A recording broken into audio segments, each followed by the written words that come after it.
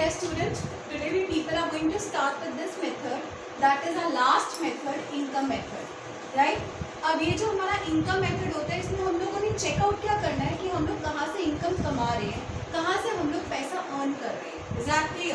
तो इसीलिए इस मेथड के बहुत सारे नाम हैं। सबसे पहले तो we call it a factor payment method, exactly. आप लोगों को पता है हाउस होल्ड सेक्टर है, household sector is a owner of factors of production. तो वो जो फैक्टर्स ऑफ प्रोडक्शन है, अब उन्होंने जब काम किया तो हमारे को उनको कुछ ना कुछ तो शेयर देना पड़ेगा in the form of their income. So उन तरीके से इनकम जनरेट होगी और ये इनकम को जब हम ऐड करेंगे it will result in the income method. Is that clear?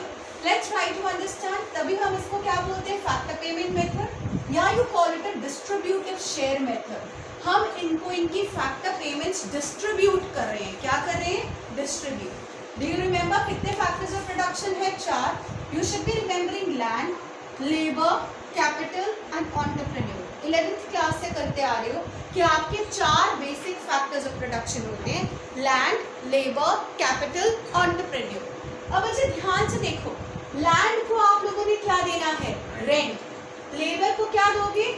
Compensation of employees. What is compensation? This means उन्होंने जब काम किया तो हम उनको उनके काम के बदले में कुछ ना कुछ पेमेंट देंगे, जिसको आप इजी लैंग्वेज में वेजेस एंड सैलरीज भी बोल देते हो, लेकिन यहाँ पर हम इसको कंपनसेशन ऑफ एम्प्लॉइज बोलते हैं। Is that clear? Next, capital. अगर आपने अपना पैसा किसी को उधार पे दिया तो वो आपको उस पैसे के साथ साथ इंटरेस्ट पेमेंट्स भी देगा। तो हम लोग अगर अपना पैसा किसी को लोन के फॉर्म में देते हैं तो we receive interest payments. Is that clear? Entrepreneur, entrepreneur क्या करता है? प्रॉफिट कमाता है। याद रखना, सबसे एंड में जिसको शेयर मिलता है वो है एंटरप्रेन्योर। एंटरप्रेन्योर पहले सबकी पेमेंट्स करेगा, फिर जो रेसिड्यूअल बचता है वो अपना प्रॉफिट लेता है। Is that clear? जो पैसा वो कमाता है उसमें से। Clear to everybody? ना बच्चे, what is a base for this method? याद रखना क्या है? इनकम। Income is by. तो इसीलिए यहाँ पर हमारा जो बेस आएगा वो क्या आएगा? It is your domestic income. और डोमेस्टिक इनकम को आप लोग क्या बोलते हो? NDP at factor cost. याद रखना, what is the base now? जब आप रेंट, इंटरेस्ट, प्रॉफिट, कंपनसेशन, इन चारों चीजों को ऐड करोगे आपको एंड में क्या मिलेगा? NDP at factor cost. Is that clear? What are you going to get? NDP at factor cost. I hope सबको क्लियर हो गया ये वाला portion. Now just try to understand, इन्हीं पेमेंट्स को अब हम लोग डिटेल के अंदर करेंगे और डिटेल के अंदर कर देखेंगे कि इनके आगे कौन कौन से पार्ट्स होते हैं। Is that clear? सबसे पहले तो हम लोग क्या शुरू करेंगे बच्चे? यू शुड बी रिमेंबरिंग, सबसे पहली बात कि हमारी जो फैक्टर पेमेंट्स होती है ना, वो हमारी अर्नड इनकम होती है। हम मेहनत करें और मेहनत कर कर पैसा कमा रहे हैं। Is that clear? सबसे पहले तो देखो, तभी हम इसको फैक्टर पेमेंट्स कहते हैं। और फैक्टर पेमेंट्स नेशनल इनकम में ऐड अप होती है। क्लियर? अब इसमें से भी 2 तरह की इनकम होगी। एक तो आपने जो मेहनत से पैसा कमाया, एक आपके पास कोई एसेट्स थे, आपने अपने एसेट्स के थ्रू पैसा कमा लिया। Is that clear? यहाँ पे रेवेन्यू जनरेट हो रहा है, यहाँ पे इनकम जनरेट हो रही है। Is that clear? आपके पास लैंड थी तो लैंड ने आपको रेवेन्यू जनरेट कर कर दे दिया। कैपिटल, कैपिटल ने revenue in the form of interest आपको जनरेट कर कर दे दिया। एंटरप्रेन्योर ने अपना रेवेन्यू जनरेट किया इन the form of profit. Is that clear? लेकिन जो लेबर होता है वो मेहनत करता है और मेहनत कर कर वो पैसा कमाता है। Is that clear? सो बच्चे, let's try to understand and we start with it. सबसे पहले तो हम लोग क्या कहेंगे? रेंट। सबसे पहले हम लोग यहाँ पर अब इन फैक्टर पेमेंट्स को डिटेल में करेंगे। फर्स्ट फैक्टर पेमेंट जो देख रहे हैं that is rent. Is that clear? What do you understand bye rent? Rent का मतलब होता है it is income from property. Is that clear? आपके पास कोई जमीन थी, जमीन को आपने रेंट के फॉर्म में दे दिया, किसी को आपने रहने के लिए दे दिया। अब आप उससे उसका किराया तो लोगे ना, तो जो किराया आपको मिल रहा है that is your income from property. Is that clear?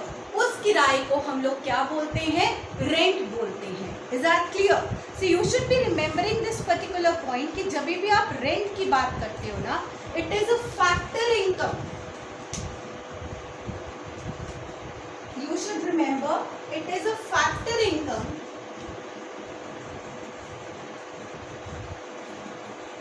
generated from the use of land or building. I hope it is clear. जब भी कोई भी फैक्टर इनकम जो जनरेट होती है from the use of land और बिल्डिंग, उसको हम लोग क्या बोलते हैं? रेंट बोलते हैं। Is that clear? बच्चे याद रखना एक चीज, यहाँ पर आपको दो चीजें हमेशा याद रखनी पड़ेगी कि rent is divided into how many parts? 2 parts. कितने पार्ट्स होते हैं रेंट के? Let's try to understand. There are 2 parts of rent. सबसे पहला पेड आउट रेंट, और दूसरा पार्ट क्या होता है? It is imputed rent. बच्चे क्या मतलब होता है पेड आउट रेंट? आप किसी के घर में किराएदार के फॉर्म में रह रहे थे, तो आप रोज, मतलब रोज नहीं, हर महीने आपको एक रेंट देना पड़ता है to your owner. Is that clear? जो पैसा आप किराएदार के फॉर्म में एक ओनर को देते हो, उस रेंट को हम पेड आउट रेंट बोलते हैं। हमने पे आउट कर दिया। दूसरा है imputed rent. What is imputed rent? I am staying in my own house. Is that clear? मैं देखना चाहती हूँ कि अगर मैं अपने घर को कभी किराए पे दूँ तो इसकी किराए की वैल्यू कितनी होगी। Is that clear? तो वो जो किराए की वैल्यू होगी, उस वैल्यू को हम लोग क्या बोलते हैं? Imputed rent. Is that clear? क्या बोलोगे? Imputed rent. Is that clear? So बच्चे ऑलवेज रिमेंबर रेंट के कितने पार्ट्स होते हैं? 2 पार्ट्स। कौन कौन से पार्ट्स हो गए? Paid out rent, other is known as imputed rent. Is that clear? Imputed का मतलब होता है आपका खुद का घर है, आप सिर्फ उसकी वैल्यू देखना चाहते हो कि अगर आप उसको रेंट पे कभी दोगे तो उसकी कितनी वैल्यू आएगी रेंट की, वहां से आपको कितना रेंट मिल सकता है। That is known as imputed. ये दोनों पार्ट्स मिलाकर रेंट को फॉर्म करते हैं और इन दोनों को हम लोग नेशनल इनकम में काउंट करेंगे। राइट? अब याद रखना एक बहुत इंपॉर्टेंट नोट आ रहा है, and what is that note? कई बार if royalty is given,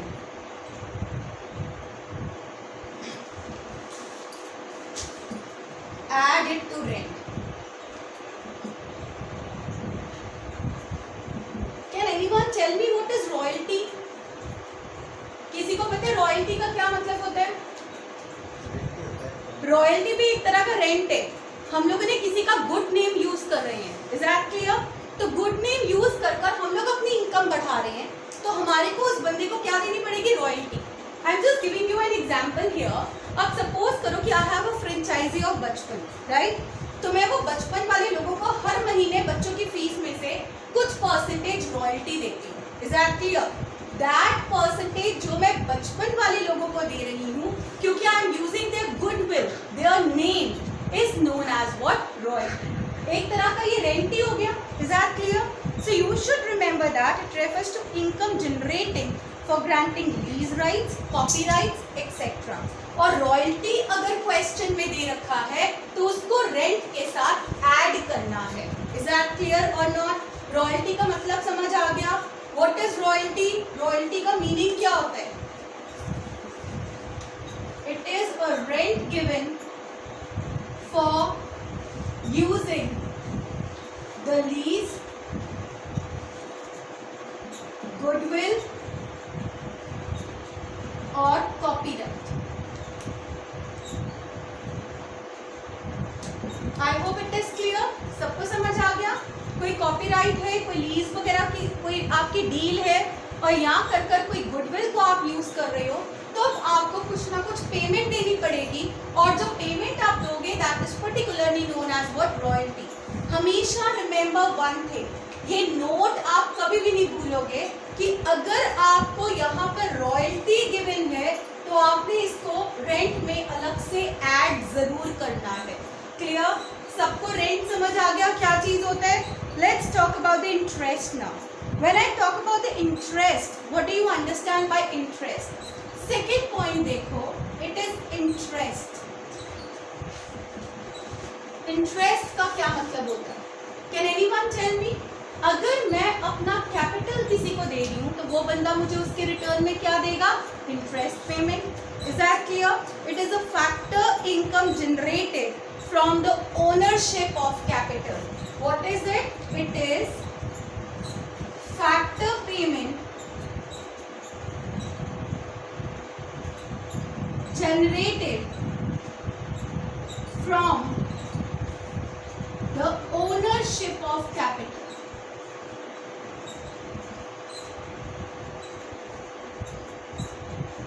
Is that clear?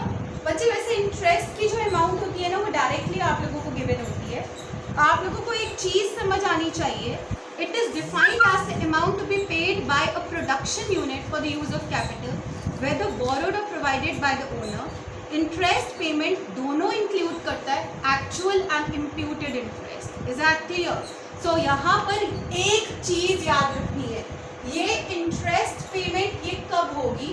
अगर किसी भी प्रोडक्शन यूनिट ने पैसा उधार लिया है लेकिन प्रोडक्टिव काम के लिए. Is that clear? प्रोडक्टिव काम का मतलब क्या हो गया? कोई मशीनरी खरीदने के लिए ले लिया, कोई रॉ मटेरियल्स खरीदने के लिए लोन ले लिया, कोई लैंड और बिल्डिंग बनाने के लिए लोन ले लिया, वो प्रोडक्टिव पर्पस है. अगर आपने अपने लिए कोई कार खरीदने के लिए, मोटर बाइक खरीदने के लिए लोन लिया तो that is not a productive purpose. Is that clear? तो यहाँ पर इंटरेस्ट क्या इंक्लूड करता है? Interest includes both actual value and imputed value. और एक और बात, interest payments attain from loans given to production unit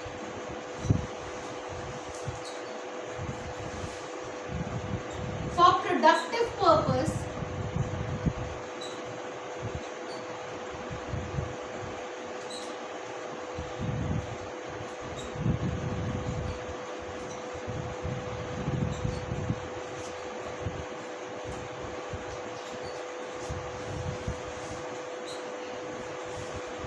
is only included. क्या आप लोग सब समझ गए ये वाली चीज कि आपने यहाँ पे किस चीज को इंक्लूड करना है? Interest payment attain from the loans given to the production units for productive purpose is only included. जो आप लोग इंटरेस्ट को अर्न कर रहे हो from the non productive purposes, हम उसको कभी भी यहाँ पर अटेन नहीं करेंगे. Is that clear? सबको समझ आ गया ये वाली बात? Right? Clear? Let's move ahead. Next point यहाँ पर हमारे पास थर्ड आ गया. Which is your third case? Third case is profit. What do you understand by profit now? Can anyone tell me profits का क्या मतलब होता है? जो भी फैक्टर पेमेंट हम अटेन करते हैं, किससे अटेन करोगे? एंटरप्रेन्योरशिप से. Is that clear? जब आप अपना पैसा अपना बिजनेस के अंदर लगा रहे हो तो अपना पैसा बिजनेस में लगाकर जो पैसा आप अटेन कर रहे हो वो क्या आएगा? आपका प्रॉफिट आएगा. Is that clear? So what is profit? It is the income earned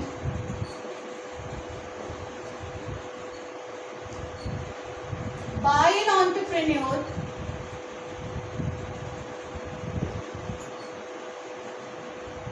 from his entrepreneurship.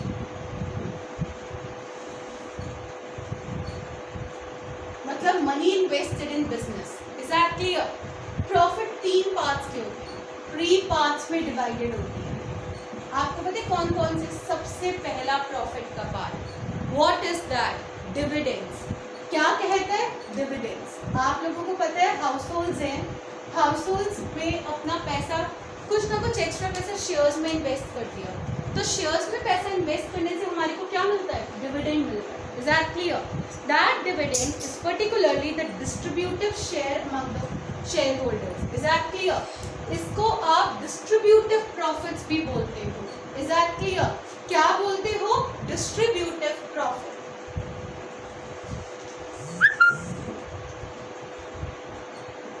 Profits के लिए मैं ये साइन यूज कर रही हूँ और कर इनकम अर्न्ड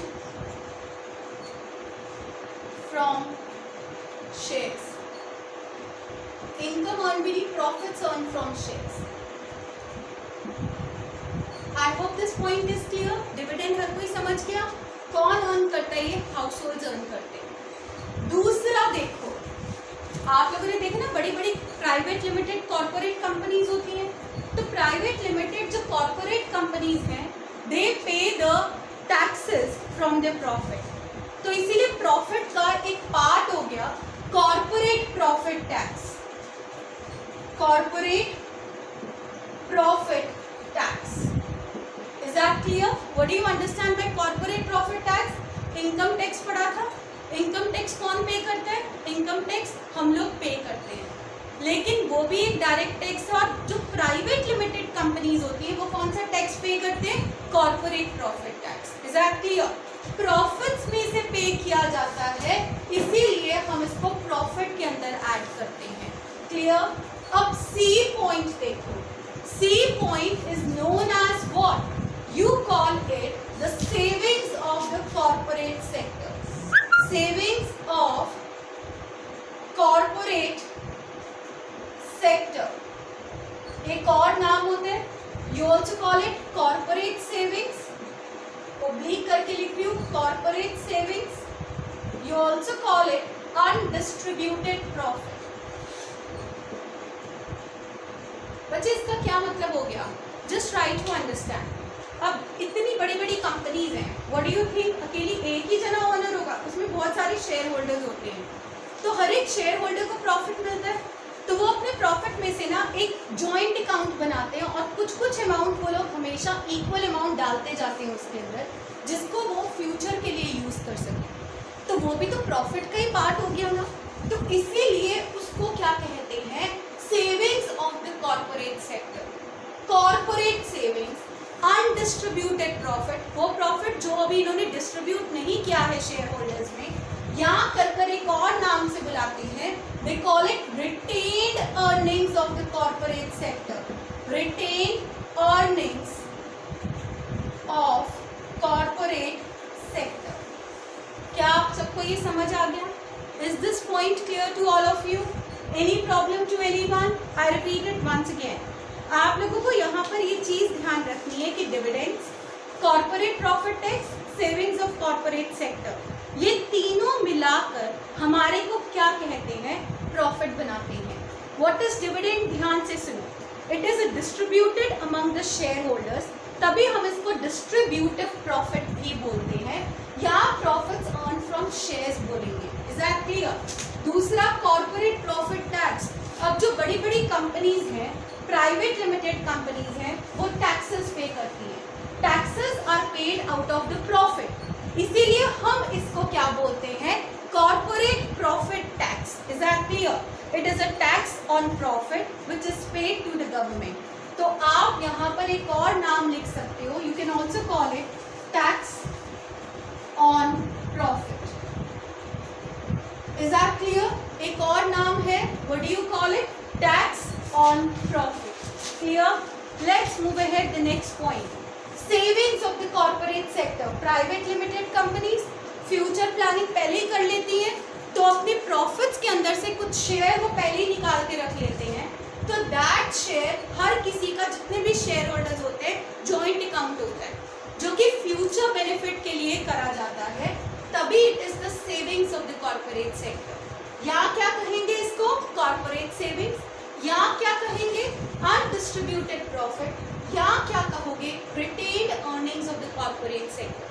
याद रखना, आप लोग जब इस A plus B plus C करोगे तब आपको क्या मिलेगा? Profits, complete profits. Is that clear? अब एक और चीज, अगर प्रॉफिट की पूरी वैल्यू दे रखी है और बीच में कॉर्पोरेट प्रॉफिट टैक्स दे दिया या कर कोई डिविडेंड्स दे दिया, तो इनको दोबारा से ऐड करोगे? नहीं करोगे तो डबल काउंटिंग हो जाएगी। हमने दोबारा से ऐड नहीं करना है। अगर प्रॉफिट नहीं दे रखा है और ये तीनों टर्म्स अलग अलग से दे रखी हैं, तब इन तीनों टर्म्स को ऐड करोगे, तभी जाकर क्या मिलेगा? प्रॉफिट मिलेगा। Is that clear to all of you? Any problem to anyone? यहाँ तक अब एक बार मैं रिपीट कर रही हूँ क्योंकि 3 बहुत इंपॉर्टेंट पॉइंट्स हमारे हो गए हैं।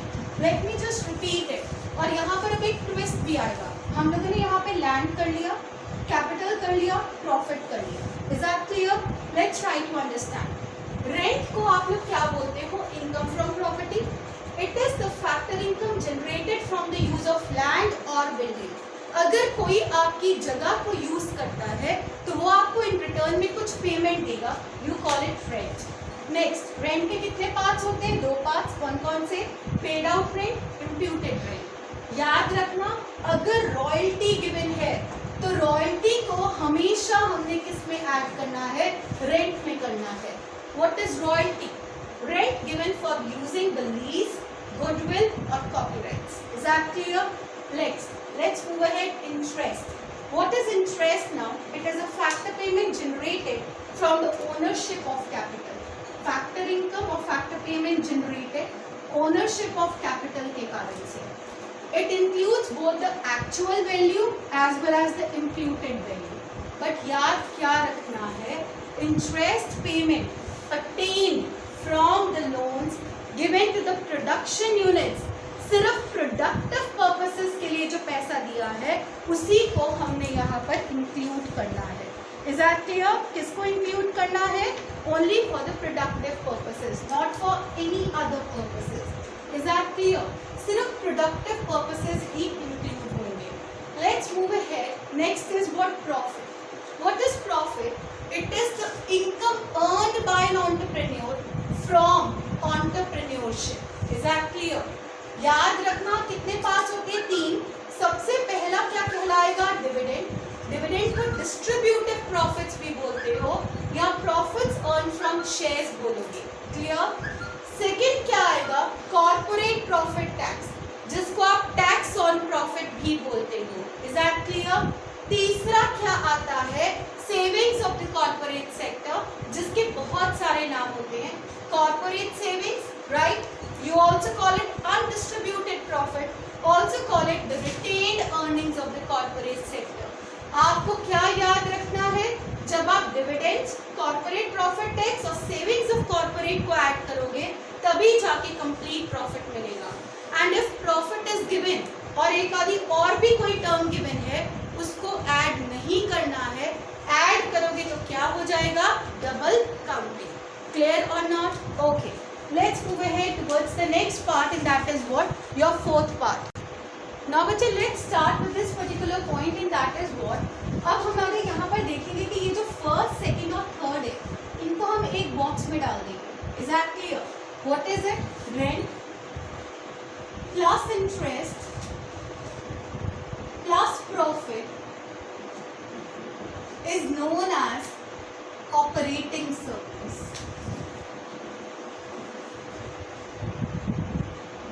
Is that clear? क्योंकि यहाँ से revenue generate. Clear? What is generated? Revenue is generated.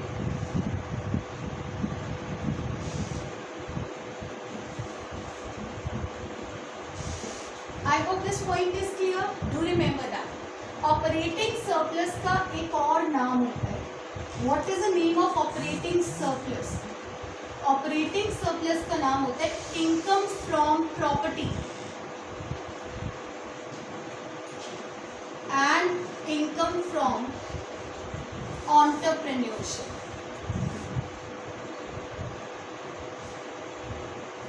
I hope this point is clear. क्या क्या बोलते हो आप लोग यहाँ पर ऑपरेटिंग सरप्लस को? Income from property and income from entrepreneurship. Is that clear? तो अब आप खुद बताओ, rent plus interest plus profit plus royalty if given. Is that clear? Plus royalty if given. जब हम इनको ऐड कर देंगे तो हमारे पास क्या आ जाएगा? Operating surplus. Is that clear? अलग से अगर रेंट दे दिया और ऑपरेटिंग सरप्लस भी गिवन है, क्या रेंट को उसमें ऐड करोगे? नो, क्योंकि rent is already included in operating surplus. Clear? सबको समझ आ गया what is operating surplus? Operating surplus याद रखना, it is income from property and entrepreneurship, you call it operating surplus, right? याद रखना एक चीज, there is no operating surplus in government sector because no income from property and entrepreneurship accrues there.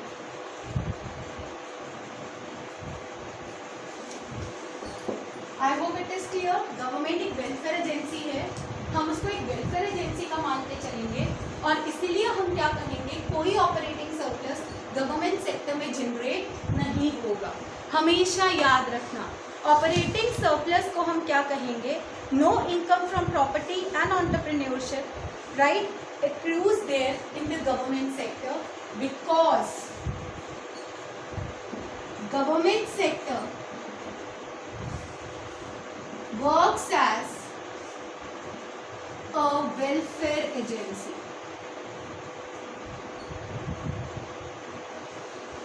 Government sector किसकी तरह काम करता है? Welfare agency की तरह काम करता है। Is that clear? अब बची हमारे पास एक लास्ट चीज, what is that? Fourth point. Fourth point क्या होता है? कंपनसेशन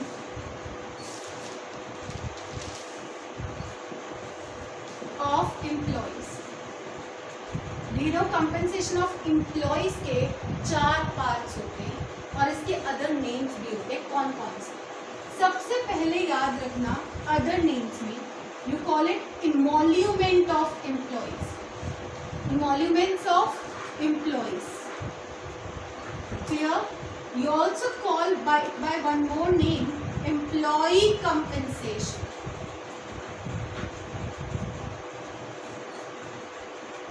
एम्प्लॉई का मतलब समझती हो ना, जो काम करता है। Is that clear? Emolument of employees, employee compensation. Let's see the 4 parts. सबसे पहला part, wages and salaries in cash. जब आप काम करते हो तो आपको कुछ ना कुछ wages और salaries मिलते हैं और वो wages and salaries cash के अंदर मिल रहे हैं। जैसे आपको कोई बोनस मिल गया, कोई कमीशन मिल गया। Is that clear? Let me say wages and salaries in cash, right? Salary in hand जो आ रही है यहाँ पर, cash plus bonus, is that clear? Plus और कोई अलाउंसेस वगैरह जो मिल रहा है। नेक्स्ट देखो, बी करके wages and salaries in kind. What do you understand by kind? कोई बता सकता है? Kind का मतलब क्या हो गया? मतलब उसके अलावा कुछ पेमेंट मिल जाए। अलावा कैसे पेमेंट मिलेगी? पेमेंट के फॉर्म में नहीं मिलेगी। रहने के लिए घर दे देंगे, ड्राइवर दे देंगे, गाड़ी दे देंगे, पानी फ्री दे देंगे, इलेक्ट्रिसिटी फ्री दे देंगे। Is that clear? That is wages in kind. Non-monetary benefits. कौन से benefits आ गए? Non-monetary benefits.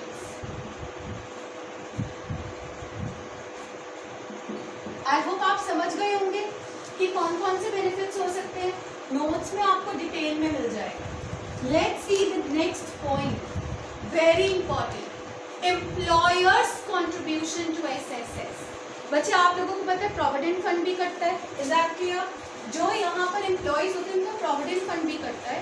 प्रोविडेंट फंड में कुछ पोर्शन एम्प्लॉयर भी पे करता है। Is that clear? तो यहाँ पर क्या आ जाएगा? Employers contribution to social security schemes. Is that clear? जैसे कि हम PF बोल देते हैं। Is Is that clear? Right? Last point. What is your last point? It is known as retirement pensions.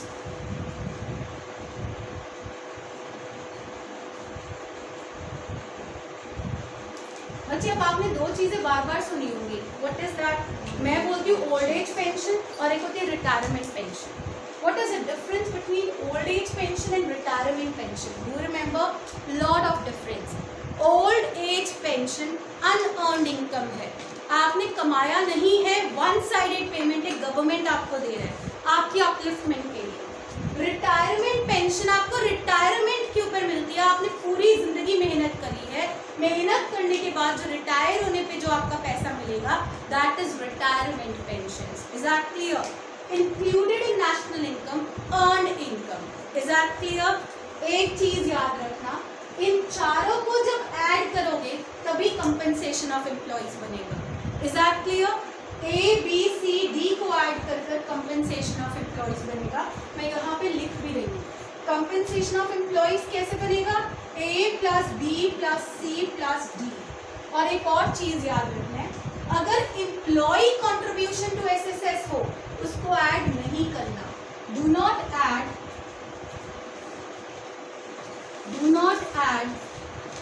Employ contribution to SSS. Very important. What is employer and what is employee got to be clear. Employee एक बंदा है जो काम कर रहा है किसी firm में, उस फर्म के मालिक को क्या कहेंगे? एम्प्लॉयर. Is that clear?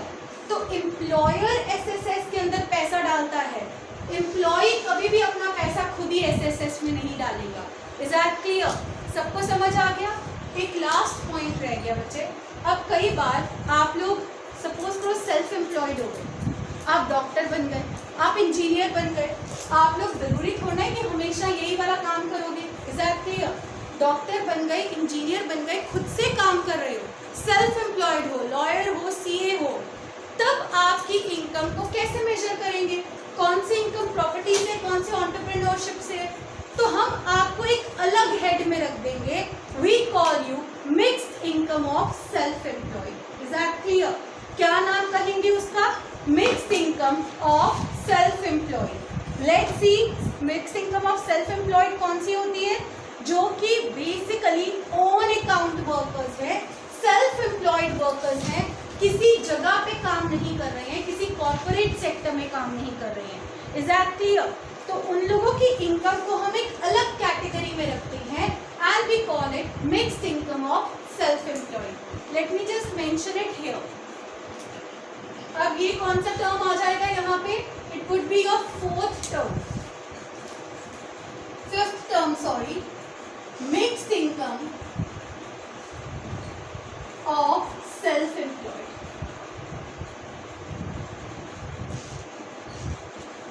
जो कि कहीं और काम नहीं करते हैं. Is that clear? एग्जाम्पल कौन हो गए बच्चे? Doctors, right? It can be a lawyer, it can be the teachers. तो उनकी इनकम को हम लोग अलग कैटेगरी में रखेंगे and we call them mixed income of self employed. Is that clear? सबको समझ आ गया? अभी I am coming to that point. Right? If a teacher is giving only the home tuitions, right, तो उसकी इनकम, ऐसे तो डॉक्टर भी तो आजकल कहीं ना कहीं किसी बड़ी बड़ी कंपनीज में एंगेज हो जाते हैं, then he becomes an employee. हमने यहाँ पर किन लोगों को लेना है? जो सेल्फ एम्प्लॉयड पीपल हैं, जो किसी कॉर्पोरेट सेक्टर में काम नहीं कर रहे. समझ आ गया? तो ऐसे लोगों की इनकम को हम अलग कैटेगरी में रख देंगे, mixed income of self employed. तो कुल मिला के कितनी चीजें बनी? 5. कौन कौन सी? 5 उंगलियां, 5 याद रखना. सबसे पहले रेंट, फिर क्या बनेगा? इंटरेस्ट, फिर क्या बनेगा? Profit, compensation of employees, last में क्या बनेगा? Mixed income of self employed. ये 5 चीजें ही मिलकर हमें क्या देती है? NDP at factor cost. Is that clear? So dear students, let's revise the whole of the topic once again. मैंने कल आप लोगों को बताया था कि आप लोगों को यहाँ पर हम इनकम मेथड कर रहे हैं और इनकम मेथड के अंदर हम लोगों ने क्या किया था, वी हैव टेकन अप कि 4 तरह की फैक्टर इनकम जो है, एग्जैक्टली कौन कौन सी, rent, interest, profit, compensation of employees and एक और हम लोगों ने ऐड किया था mixed income of self employed. In a hurried manner हम लोग एक रिविजन लेंगे, उसके बाद we will start with the main topic today. Rent आप लोगों को पता है, इनकम फ्रॉम प्रॉपर्टी। जब आप अपनी लैंड या बिल्डिंग किसी को देते हो किराए पे, तो वो आपको क्या देंगे, इन रिटर्न रेंट जनरेट करेंगे, और वो रेंट एक हमारी फैक्टर इनकम है। याद रखना, रेंट के 2 पार्ट्स होते हैं। कौन कौन से पार्ट्स होते हैं, एक होते हैं पेड आउट रेंट और एक होते हैं imputed rent. What is very important, अगर बाय चांस क्वेश्चन में रॉयल्टी गिवन है तो उसको हमारे को रेंट में ऐड करना पड़ेगा। सो रॉयल्टी होता क्या है, it is rent given for using the lease, goodwill किसी की यूज करने पे या कॉपीराइट्स को यूज करने पे हमें कुछ अमाउंट देना पड़ता है, तो हम उसको रेंट के फॉर्म में ही यूज करते हैं। Next is interest, it is a factor payment generated from the ownership of capital. आपका पैसा है, आपने किसी को लोन के फॉर्म में पैसा दे दिया, इन रिटर्न वो आपको इंटरेस्ट देगा। लेकिन इंटरेस्ट कौन सा काउंट होता है, इन द नेशनल इनकम। याद रखना, सिर्फ जो पैसा किसी भी प्रोडक्शन यूनिट को आपने दिया है for productive purpose, is that clear, not for the unproductive purposes. Let's move ahead, profit. What do you understand by profit now? बच्चे, it is the income earned by an entrepreneur from his entrepreneurship. जब वो पैसा business में लगाता है, investment करता है, तो वो किसके लिए करेगा, कि उसको प्रॉफिट्स मिलेंगे। सो प्रॉफिट्स के 3 पार्ट्स होते हैं, the names are very important. याद करना, डिविडेंड, डिविडेंड को आप डिस्ट्रीब्यूटेड प्रॉफिट भी बोलते हो, क्योंकि it is the profit earn from the shares. हम शेयर से जो इनकम होती है, जितने भी शेयर होल्डर्स होते हैं उनको कुछ ना कुछ डिस्ट्रीब्यूट कर दिया जाता है प्रॉफिट का पोर्शन, तभी हम इसको यहाँ पर डिस्ट्रीब्यूटिव प्रॉफिट्स बोलते हैं, right. Next is corporate profit tax. जितनी भी कंपनीज होती हैं, कॉर्पोरेट कंपनीज होती है, प्राइवेट लिमिटेड कंपनीज होती हैं, इन लोगों को टैक्सेस पे करने होते हैं, इज दैट क्लियर। और ये टैक्सेस अपने कॉर्पोरेट मतलब जितनी भी अर्निंग्स होती है उन्हीं में से पे करते हैं, प्रॉफिट्स में से पे करते हैं। So you call it a corporate profit tax और you call it tax on profit, याद रखना। Next is savings of the corporate sector. What do you understand by savings of the corporate sector? Corporate savings, undistributed profit, retained earnings of the corporate sector. ये सारे के सारे नाम savings of the corporate sector है, जो इन्होंने एक अपना अकाउंट बनाया है, उसमें ये डिपॉजिट करते जाते हैं for the future use. Is that clear? याद रखना, जब इन तीनों चीजों को ऐड करोगे तभी प्रॉफिट बनेगा। अगर क्वेश्चन में प्रॉफिट दे रखा है और इन तीनों में से कोई एक टर्म दे रखी है, do not add it up, otherwise it will lead to what, double counting. Let's move ahead towards the next portion. Very important. Rent plus interest plus profit plus royalty if given gives you the operating surplus.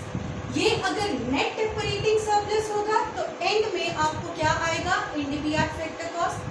अगर gross operating surplus होगा end में क्या आएगा, GDP at factor cost. Is that clear?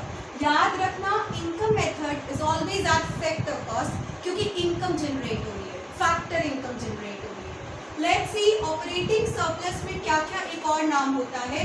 वैसे तो it includes rent, interest, profit and royalty if given, otherwise you call it income from property. What is income from property? Rent and royalty if given. Income from entrepreneurship, what is that? Interest and profit. Is that clear? Now बच्चे, let's see, no operating surplus is generated in the government sector, you should be remembering it. क्योंकि government sector में क्यों नहीं generate हो रहा?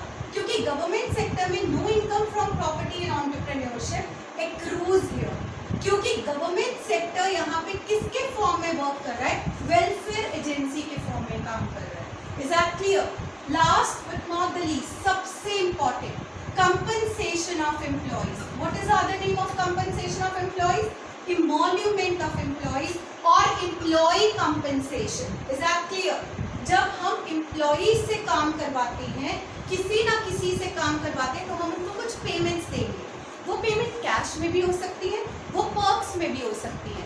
तो इसीलिए यहाँ पर हम लोग इसके 4 हेड्स बना रहे हैं। बता दिए, wages and salaries in cash, cash plus bonuses, TA, DA सब कैश फॉर्म में होता है। Wages and salaries in kind, non monetary benefits, आपको कुछ इंश्योरेंसेस दे दी गई। Is that clear?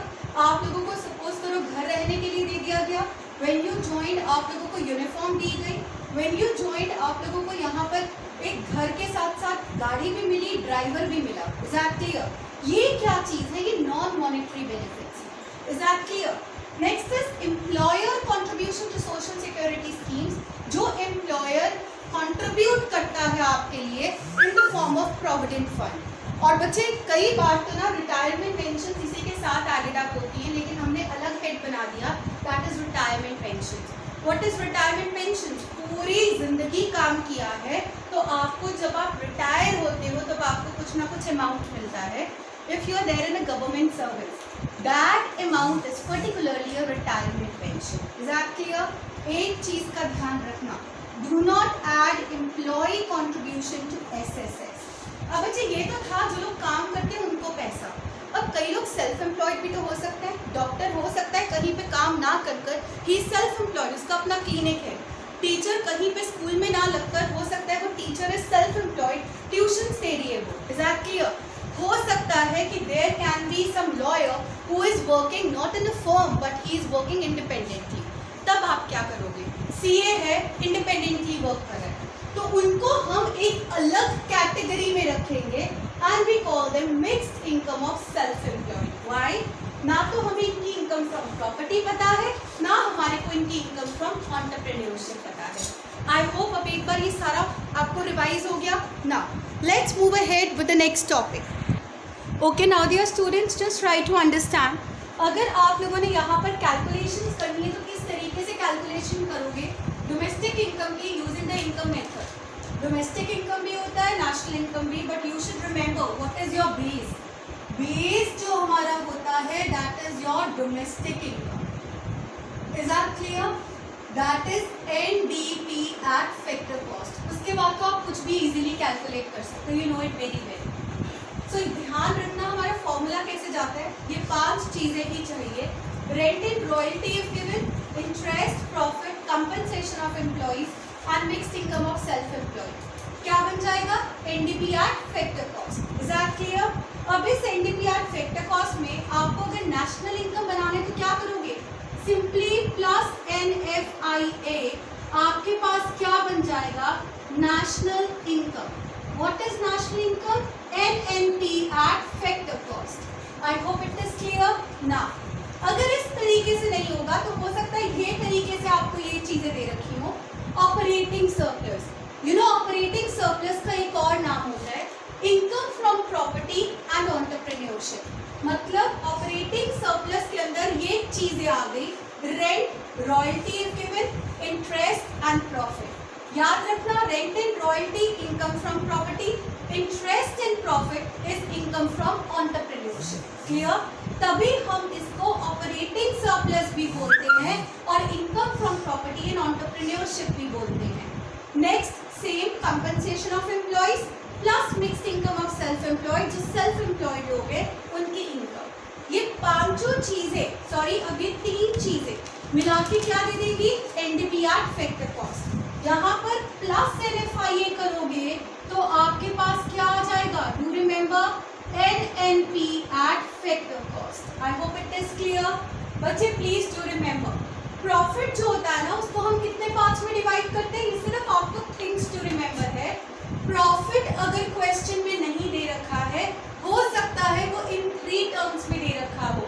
इनके अलग अलग नाम डिटेल से मैं पहले ही बता चुकी हूँ। Dividend, corporate profit tax, undistributed profit. याद रखना, तीनों को ऐड करोगे तभी जाके प्रॉफिट बनेगा। A plus B plus C is equal to profit. Question में अगर प्रॉफिट दे रखा है और एक आधी ये टर्म दे दी तो उसको ऐड मत करना, नहीं तो double counting. Clear? Operating surplus देखते हैं। What do you understand bye operating surplus? मैंने अभी आपको बताया, rent and royalty if given, interest and profit. वही बात यहाँ पर भी फॉलो करेंगे। अगर ऑपरेटिंग सरप्लस दे रखा है और यहाँ पर रेंट और रॉयल्टी की वैल्यू भी दे दी तो क्या इस वैल्यू को हमने ऐड करना है? Not at all. अगर ऐड करेंगे तो it would lead to what? Double counting. Next is what? Compensation of employees. सबसे यहीं पे यहाँ पे प्रॉब्लम आती है। याद रखना 4 पार्ट्स। कंपनसेशन जो दी जाती है वर्कर्स को, कैश में भी दी जाती है, पर्क्स के अंदर भी दी जाती है। Is that clear? So let's try to understand wages and salaries in cash. इसके बाद wages and salaries in kind, employer contribution to SSS मतलब provident fund, right? And last is what the retirement pensions. Is that clear? ये चारों चीजों को add करोगे तभी जाकर complete compensation of employees. So बच्चे, this was all about your income method. Now we'll start with our numericals here.